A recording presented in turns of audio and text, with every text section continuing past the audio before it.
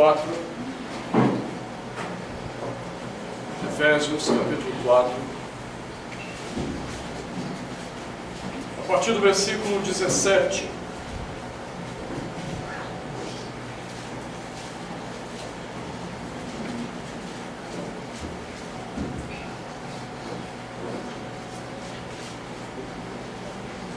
Diz a palavra de Deus: isto, portanto, digo, e no Senhor testifico,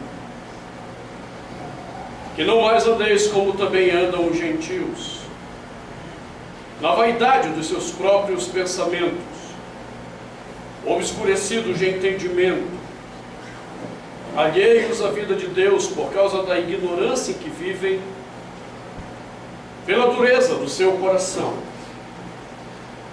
os quais, tendo se tornado insensíveis, se entregaram à dissolução para com avidez cometerem toda sorte de impureza. Mas não foi assim que aprendestes a Cristo. Visto que de fato o tendes ouvido e nele fostes instruídos, segundo é a verdade em Jesus, no sentido de que quanto ao trato passado vos despojeis do velho homem, que se corrompe segundo as concupiscências do engano, e vos renoveis no espírito do vosso entendimento, e vos revistais do novo homem, criado segundo Deus em justiça e retidão, procedentes da verdade. Por isso, deixando a mentira, fale cada um a verdade com o seu próximo, porque somos membros uns dos outros. Quando fordes irados, não pequeis. Não se ponha o sol sobre a vossa ira, e nem deis lugar ao diabo. Aquele que furtava, não furte mais. Antes trabalhe, fazendo com as próprias mãos o que é bom, para que tenha com que acudir ao necessitado. Não saia da vossa boca nenhuma palavra torpe, e sim unicamente a que for boa para a edificação, conforme a necessidade, e assim transmita graça aos que ouvem. E não entristeçais o Espírito de Deus, no qual fostes selados para o dia da redenção. Longe de vós toda amargura, cólera, ira, gritaria, blasfêmias, bem assim toda a malícia. Antes sede uns para com os outros benignos, compassivos, perdoando-vos uns aos outros, como também Deus em Cristo vos perdoou. Palavra do Senhor. Demos graças a Deus. Adoremos ao Senhor. Faltam palavras para expressar o meu amor por ti, Senhor.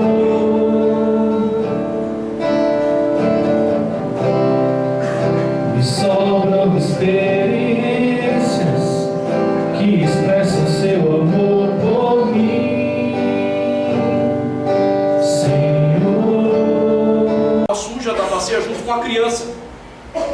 A bacia está cheia de água suja, mas tem uma criança ali que dá para aproveitar. Então, ainda que Poltonia tenha sujado a água, tinha uma criança muito boa ali que ele plantou. E Poltonia disse uma coisa muito legal no livreto dele, que foi um dos melhores livretos que eu já li na minha vida, chamado Para Melhor Compreender-se no Matrimônio. Ele diz: não importa quão dura seja a realidade da verdade para um casamento, a verdade pode desestruturar, a verdade pode, como é que ele disse, tornar melindrosa a relação, mas nenhum casamento subsiste com a mentira. Por mais dura que seja a realidade da verdade, nenhum casamento subsiste com mentira. Aqueles que estão em Cristo e realmente amam a Cristo estão mais aptos e desejosos a perdoar o pecado que é confessado com verdade do que o pecado que é omitido com a mentira.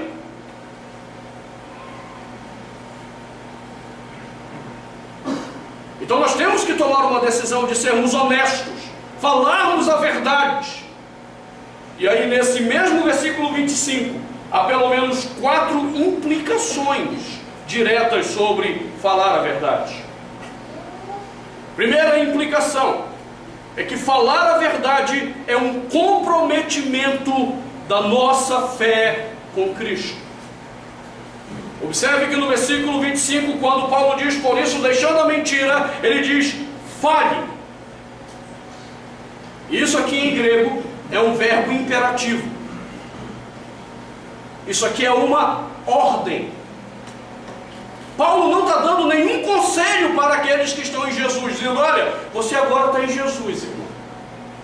Você precisa falar a verdade. Não, Paulo não está dando nenhum conselho. Ele está dando uma ordem, é imperativo que aqueles que estão em Cristo falem a verdade. Então é um comprometimento que eu tenho com Cristo. Porque Cristo não se faz presente nas minhas mentiras. Cristo não se faz presente nas minhas falsidades. E veja como isso é triste nas igrejas evangélicas atuais.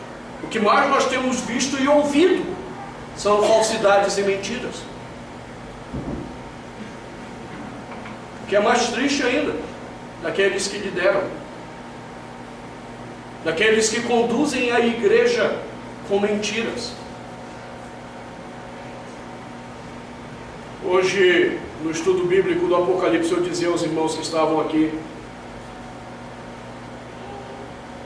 que quando Deus está criticando a igreja de Laodiceia, um problema sério da igreja de Laodiceia é que ela é uma igreja iludida.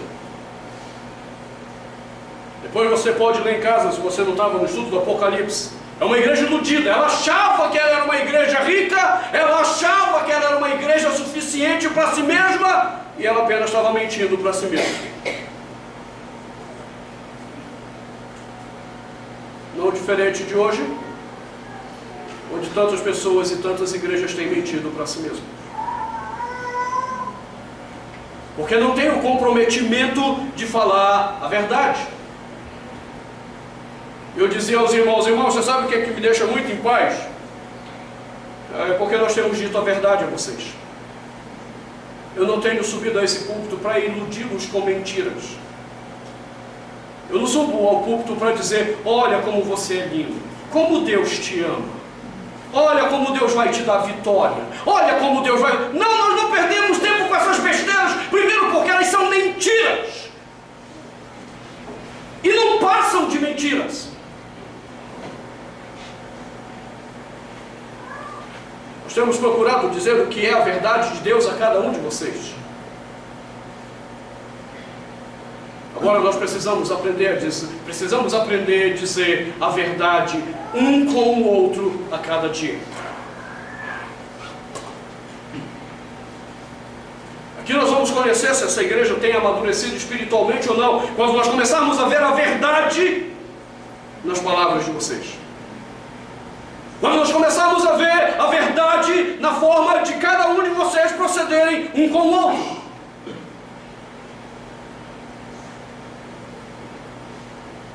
Aí saberemos se estamos crescendo a imagem de Jesus. Se Cristo realmente tem sido visto em nós. Quando nós não arranjamos desculpas esfarrapadas para aquilo que deixamos de fazer e assumimos o prejuízo. Isto não é fácil, irmãos. Mas é um comprometimento pessoal. Deixa eu dizer para você como isso não é fácil. Eu sei como isso opera no meu coração. Domingo passado, estava marcada uma reunião do secretariado lá em casa.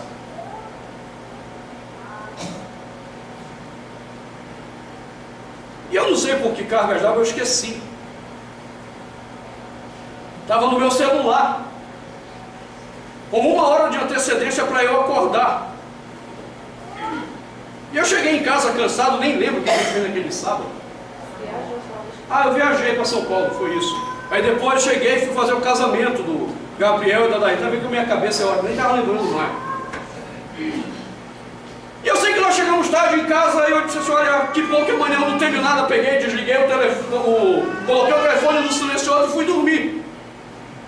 E quando eu estou cansado, principalmente no domingo, dia do Senhor, dia de descanso, você não me levanta antes das 11 horas, eu estou dormindo.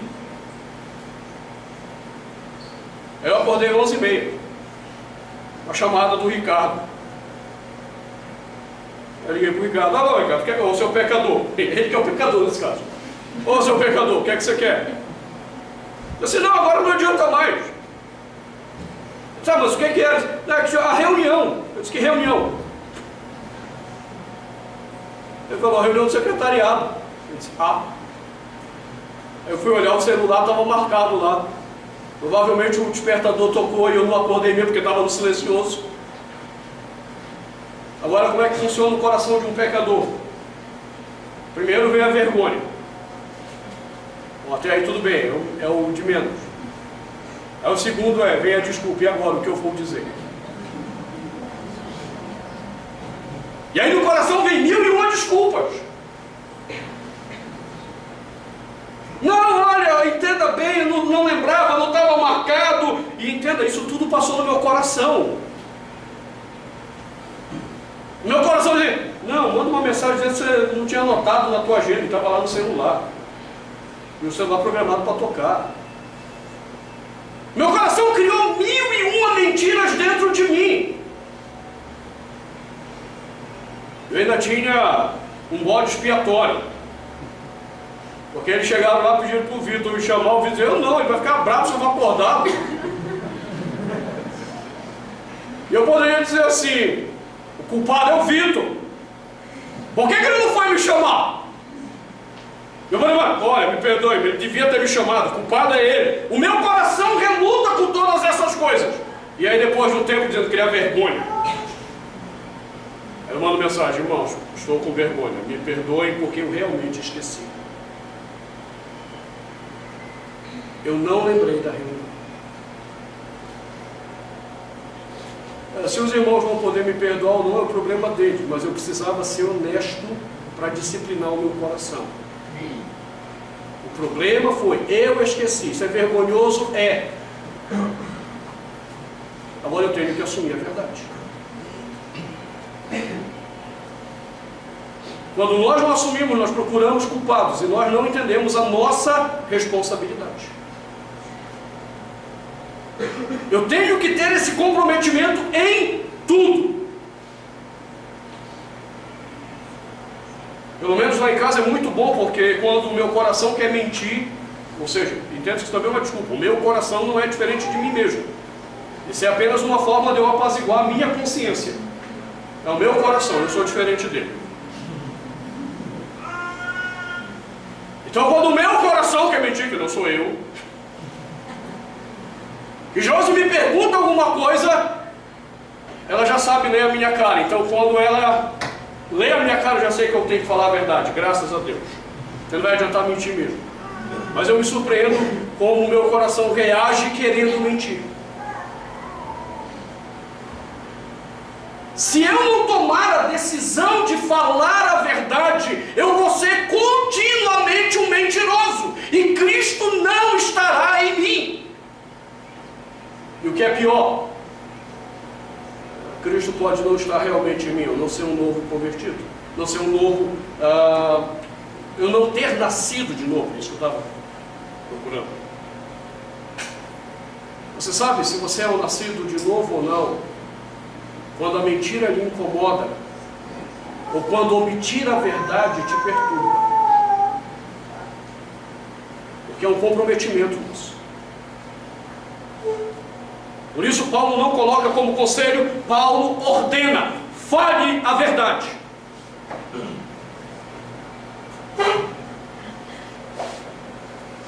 Eu não posso aconselhar ninguém a dizer a verdade, eu tenho que mandar essa pessoa falar a verdade.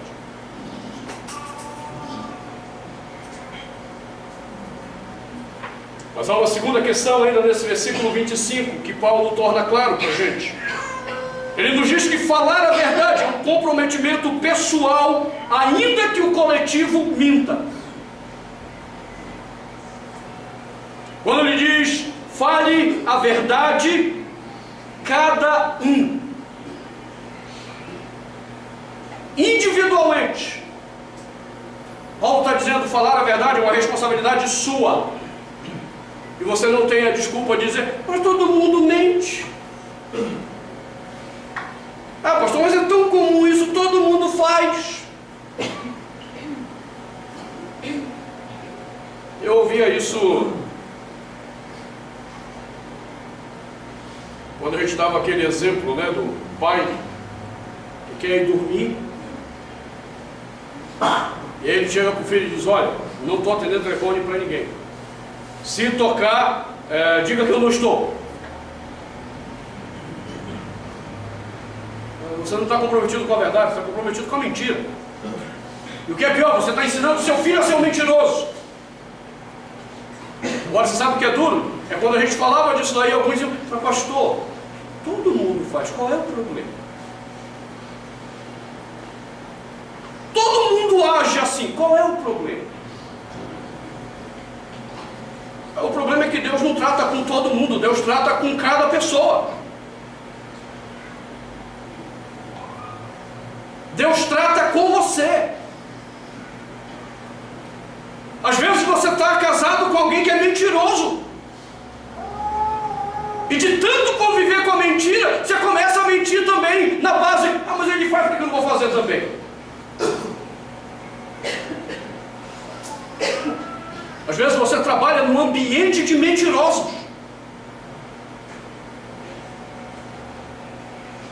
E aí você aprende a mentir. Ah, mas no meu negócio, pastor, todo mundo mente. Se for falar a verdade, olha, não sobrevive. Não interessa. Deus trata individualmente sobre a verdade. Deus trata com cada um de nós sobre a verdade.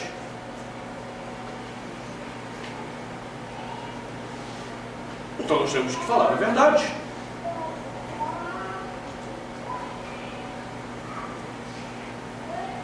Uma terceira coisa que Paulo menciona ainda nesse versículo. Ele diz, fale cada um a verdade com o seu próximo.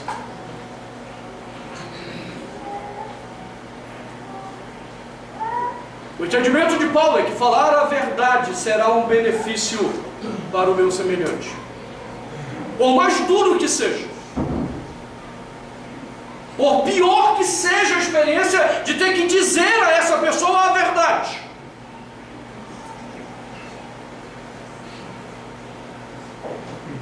mas eu tenho que ter o respeito pelo outro, porque é isso que Cristo requer de mim. Falar a verdade é uma questão de respeito com o meu semelhante. Até porque às vezes, irmãos, tem gente que sinceramente nem sabe mentir.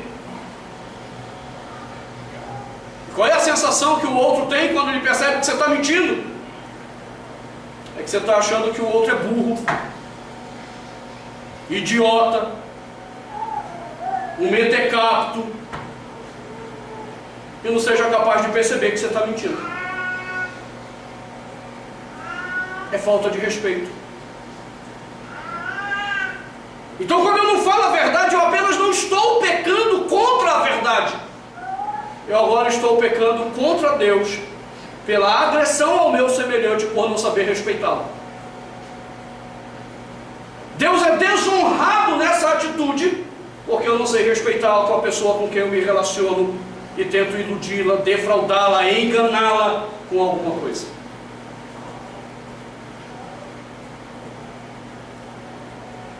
Eu quero ter amigos com quem eu possa dizer a verdade,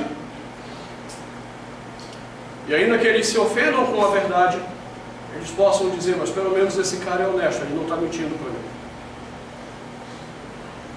Do que ter amigos que eu precise mentir para ter a companhia deles. E depois a verdade vir à luz e as amizades se destruírem.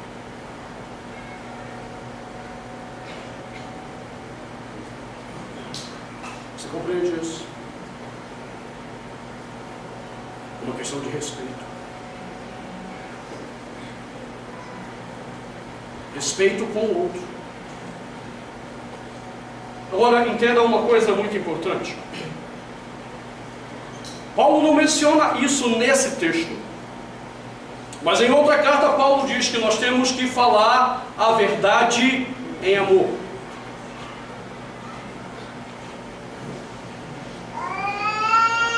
Então, quando eu estou me correspondendo com alguém, e correspondendo aqui é falando, você pode entender corresponder como mandar carta, mensagem, não. Falar. E eu preciso dizer uma verdade. Eu preciso pontuar a verdade para essa pessoa. Eu não preciso pontuar a verdade com a mentalidade pecaminosa que diz que a verdade tem que ser dita, doa a quem doer.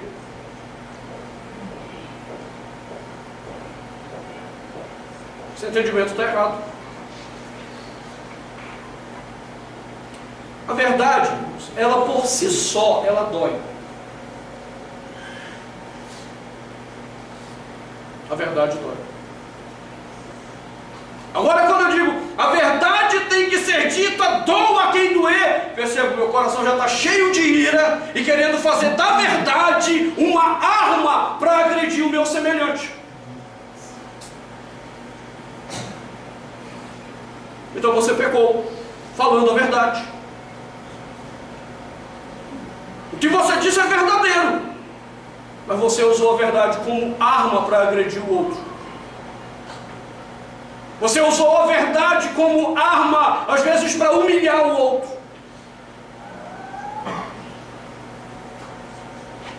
E aí nós pecamos.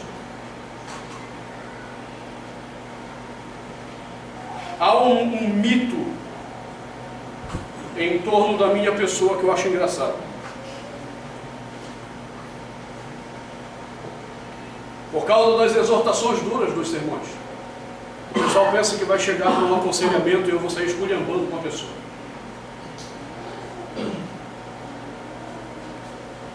Uns dias atrás um rapaz me procurou para aconselhamento e ele estava passando um negócio bem feio, uma situação complicadíssima.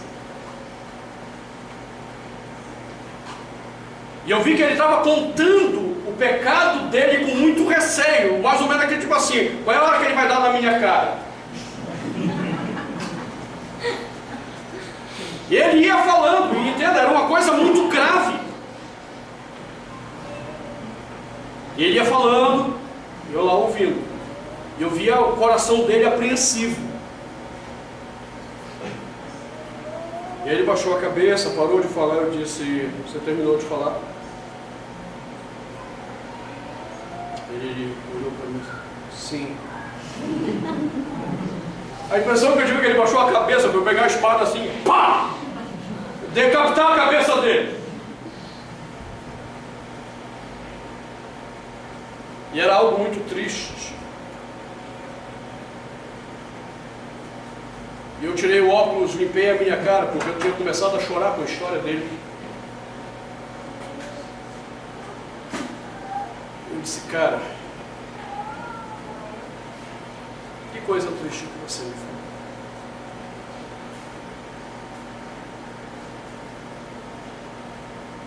Mas nós vamos andar juntos nessa história. Até que Cristo liberte você de todas essas coisas. E aí eu comecei a compartilhar com ele a questão do pecado dele, mostrando como Cristo havia provido graça suficiente para lidar com o pecado dele. E aquele rapaz começou a chorar. Nós oramos juntos e quando eu terminei de aconselhá-lo, ele olhou para mim e ele disse, pastor, o senhor é tão diferente do que eu imaginei. Eu disse, o que é que tu imaginou? Eu imaginei que eu ia chegar aqui e o senhor ia me arrebentar com as palavras. Me mandar para os quintos dos infernos, para os sextos e sétimos dos infernos. As pessoas confundem a necessidade da exortação de uma pregação que exorta a coletividade com falar a verdade em amor com pessoas. O que é triste é que às vezes tem crente que sai daqui com o espírito achando que é pregador para sair falando a verdade, doa quem doer para os outros. Não, o dia que Deus te colocar como pregador, você exorta a coletividade. Mas quando Deus te chama para ser a imagem dele, é para falar a verdade em amor das pessoas.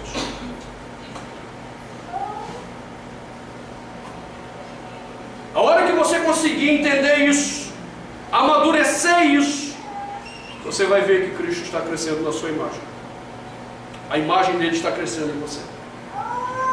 Eu tenho o compromisso de dizer a verdade por causa do bem do outro, não porque eu tenho que dizer para ele que eu estou certo e ele está errado. Não porque eu preciso apontar o dedo na cara dele e dizer: seu pecador miserável, humilhe-se e arrependa-se. Não, é por causa do bem dele. Esse é o propósito da verdade. Agora observe como você usa a verdade de Deus. Eu quero crer que você esteja usando a verdade de Deus, porque tem um monte de gente usando a verdade de si mesmo para passar na cara dos outros. E não é a verdade de Deus. Lembre-se, a verdade de Deus é a verdade que reflete Cristo em cada palavra e em cada atitude. Se a sua palavra não reflete Cristo, você é um mentiroso. Se a sua atitude não reflete Cristo, você é um mentiroso. Agora, se a sua palavra e a sua vida reflete Cristo, e você aprendeu a diferenciar essas coisas, a verdade em amor, ok, então você está começando a entender o que é ter uma vida à imagem de Jesus. Eu creio nos evangelhos algum momento em que Cristo tome pessoas individualmente e ele se mostra duro com essas pessoas. Agora observe Cristo pregando para as multidões. Ele é duro com as pessoas. Tão duro que um momento os discípulos chegam: Senhor, desse jeito não vai ter quem te siga. Ele pregou um sermão duro, o povo foi embora porque não aguentou a dureza. Senhor, desse jeito vai ser difícil. E aí Jesus fica condoído: ah não, fui duro realmente. Não, olha, as raposas têm os seus covis. Vocês não têm onde reclinar a cabeça, vocês escolhem se querem me seguir ou não. Perceba como Cristo é diferente em duas situações. Nós precisamos aprender a equilibrar a verdade nessas duas dinâmicas, para que Cristo seja visto em nós. Mas há uma quarta questão então que Paulo coloca nesse versículo sobre a verdade. Quando ele diz: fale cada um a verdade com seu próximo, a razão dele é porque somos membros uns dos outros.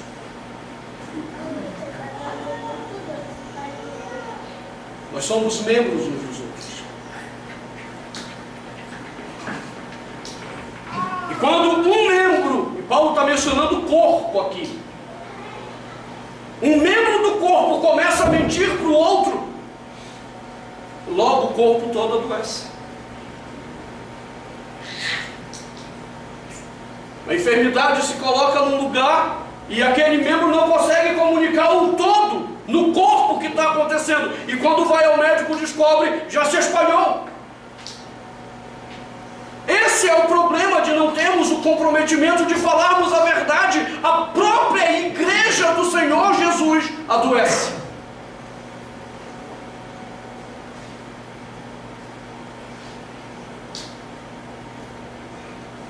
A própria igreja adoece. Porque logo ela se cerca de fofocas, logo ela se cerca de pessoas falando ali da vida alheia dentro da própria igreja, logo ela se cerca da falsidade do viver, em que as pessoas sorriem uns para os outros e atrás das suas reuniões ministeriais desce o cacete nos outros.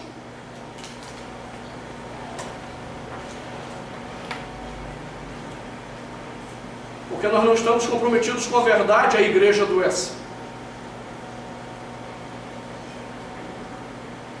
Se eu posso dizer algo de alguém em alguma situação de reunião, eu primeiro tenho que dizer a essa pessoa, antes de dizer qualquer coisa sobre ela em qualquer lugar.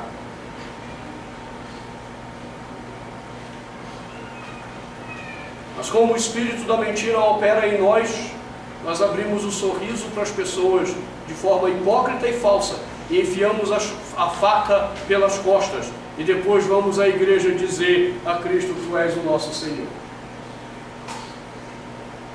Que coisa linda. O inferno adora realmente isso. É lindo. No inferno é uma belezura esse tipo de atitude. Você entende por que tem tantas igrejas doentes por aí? Porque as pessoas não estão comprometidas em falar a verdade.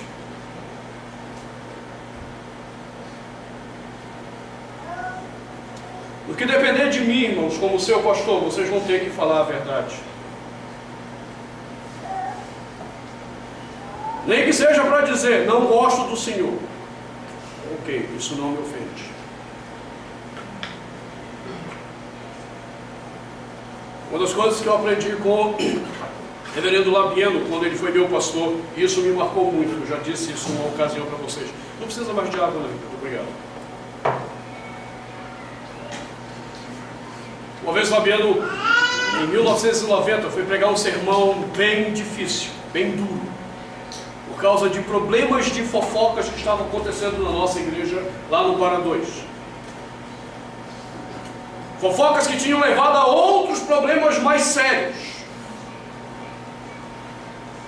E ele precisou tratar um sermão disso com a igreja.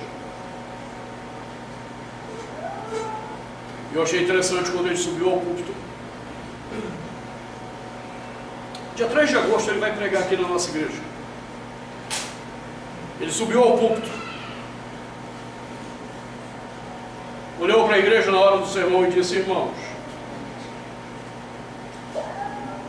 após o sermão de hoje, muitos irmãos vão pedir a minha cabeça. Talvez alguns presbíteros queiram a minha cabeça após o sermão. Mas eu não estou preocupado. Cristo já pagou o preço da minha cabeça. Pode decapitar. E aí, amigo, aquela noite o sermão foi de lascar. Porque ele teve que exortar sobre a verdade. Então, no que depender de mim, nós vamos ter que aprender a sermos verdadeiros uns com os outros. Nem que seja para você dizer: pastor, não gosto do Senhor, não vou com a sua cara.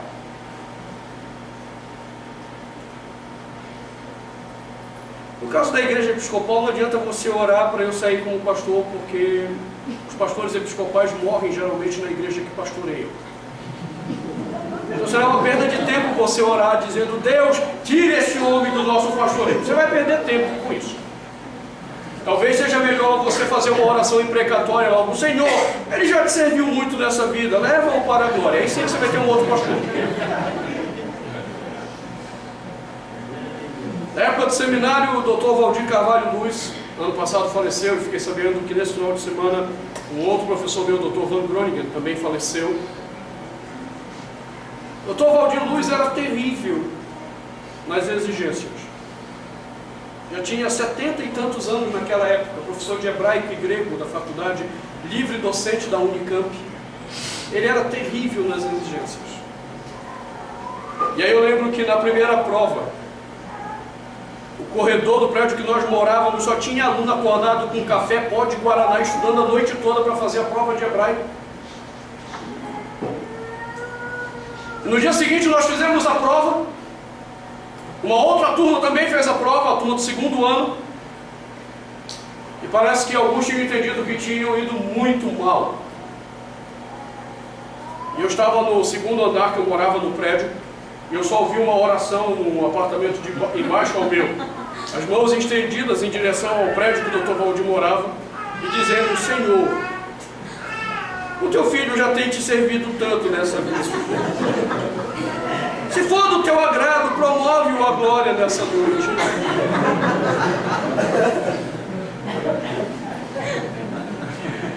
Ok, eu acho que você vai ter que orar assim por mim se você não gostar de mim. Eu não posso fazer nada. Mas eu prefiro que você seja honesto. Eu prefiro que você fale a verdade. Não por causa de mim, mas por causa de você. Para que o seu coração seja tratado pela verdade, a verdade de Cristo. Porque do contrário, você vai ser apenas um mentiroso que diz ter Cristo quando Cristo não está em ti.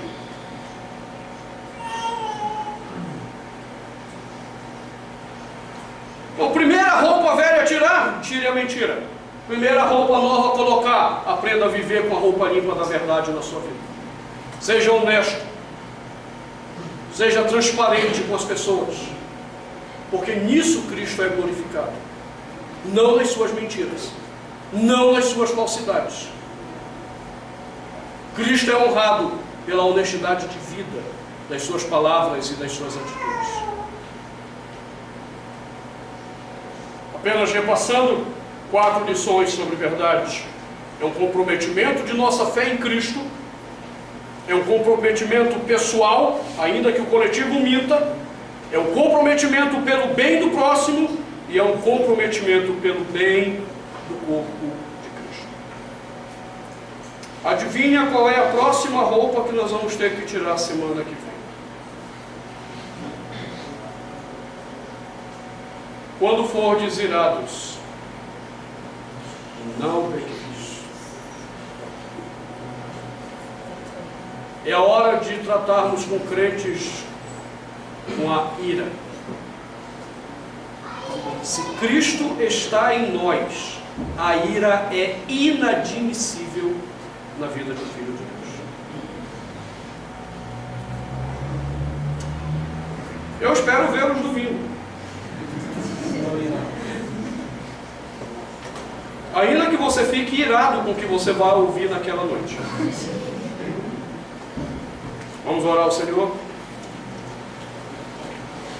Pai, nós te agradecemos pela Tua palavra. E pedimos de todo o coração que o Senhor nos ensine a vivermos pela verdade. Na verdade. Pedimos que o Teu Espírito acuse a nossa mente, o nosso coração, todas as vezes que não formos verdadeiros uns com os outros. Eu te peço que sejamos profundamente perturbados quando a mentira encontrar lugar na nossa vida.